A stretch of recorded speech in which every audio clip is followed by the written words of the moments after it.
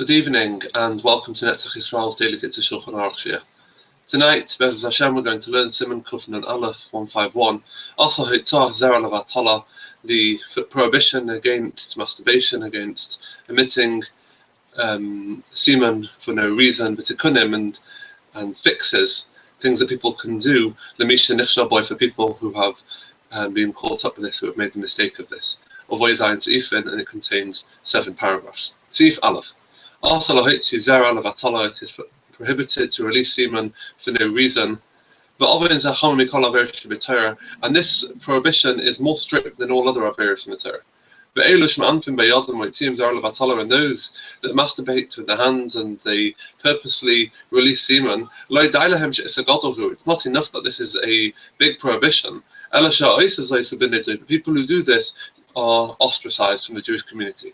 And about them it says in Yeshaya, your hands are full of blood. And it's as if he's killing a soul because the semen contains potential life. Or Rashi, and see what Rashi writes in Parshas Vayeshev, about the husbands of Tamar who died because of this Avera. And sometimes the punishment for this, God forbid, is that one's children die when they're small, or his children turn out to be wicked, and it can come to poverty because of this sin. So if base. Also, it is prohibited for a person to cause himself to have an erection, or to bring oneself to illicit thoughts about women. Bala is a hero, and if these particular thoughts come up, one should distract themselves from such empty words, and one should learn Torah instead. Which, as we learn in Proverbs, is considered a loving hind and a graceful doe.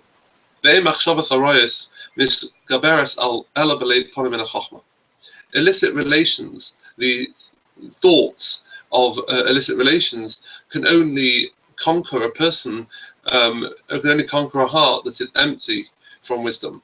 So the solution, therefore, is to learn Torah. And a person should be particular to avoid giving themselves an erection. Therefore,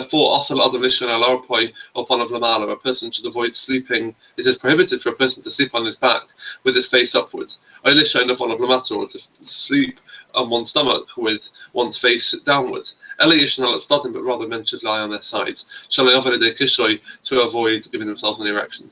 2 bachelors should not sleep together. Nor should one gaze at an animal or a bird when they are having relations. But also, and it is prohibited to ride on an animal without a saddle. Seif Gimel. When one urinates, one should not hold on to one's penis when one is urinating. And if one is married and their wife is local, is in a city, and she is not a niddah, they could, if they wanted, have relations. Then, halachically speaking, he would be allowed to because since she is available, this will prevent him from lewd thoughts and physical desires. However, it would be pious conduct to be stringent upon oneself. And certainly, if one isn't urinating, then halachically one should not hold one's penis. So if dalad. B'su'udas halayla, at dinner, the su'udah of the night. One should not eat or drink too much. And one shouldn't eat things that warm the body, such as fatty meats, or milk products, or cheese, eggs, or garlic. One should also not drink liquids that will warm one, because such things, such foods and drinks, cause one to this sin.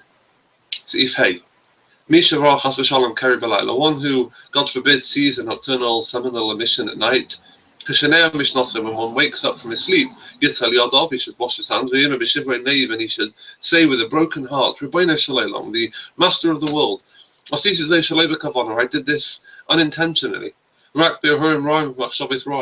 Only with bad thoughts and bad intentions. Therefore it should be your will before you, Hashem Hashem my God and the God of my fathers, that you should wipe out with your great mercy this sin. And you should save me from bad thoughts, and similar things forever. Amen, and so may this be your will. Someone who wants to prevent himself, to guard himself from this sin, he should guard his mouth from inappropriate speech. Mishkarim, from telling lies. Mirachilos, meloshen hara militonos, from gossip, from Rechilos is false gossip, lashon hara is true gossip, militonos is making fun of people. One should also guard one's ear from listening to such inappropriate speech. One should also be meticulous to observe one's promises. One shouldn't be worried too much. And one should also be vigilant not to have inappropriate and new thoughts. Before one goes to sleep, he should delve in Torah, so that's on his mind. One should say the first 4 chapters of the Tehillim. And one should avoid sleeping alone in a room. Tikkunim, fixes, in other words, the way a person can atone for people who have been, who have broken, who have transgressed this Avera. Kasuvim b'Sefer Yesod Yosef are written in the book of Yesod Yosef, Asher Likei v'Asaf Misfarim Kadoshim v'Kadmonim, who the author gathered together and assembled different ideas from holy and early books. And I will write some of them here to summarize. One should be particular to try or to strive to be a sandak at the brish, that children should be circumcised on his lap. Especially to be a sandak for poor people. One can increase giving charity to poor people. One can, again, these are all things to atone. One can guard Shabbos according to all of its halachas, and to take pleasure in it, and to light many lights. To honor and to love people who learn Torah. To daven with intention and with crying. And to choose specifically the trait of humility. Like when one hears that other people are embarrassing him, they should take it, be quiet, and forgive them. When one does any mitzvah with reasons, one should do it with strength and alacrity and be busy with it until it warms him up. Especially with baking matzahs for Pesach. Like other one of the Talmud Torah, one should rear one's children, bring one's children up to learn Torah, and to guide them with fear of heaven. One can foster an orphan in their house, and treat them like their own children. One should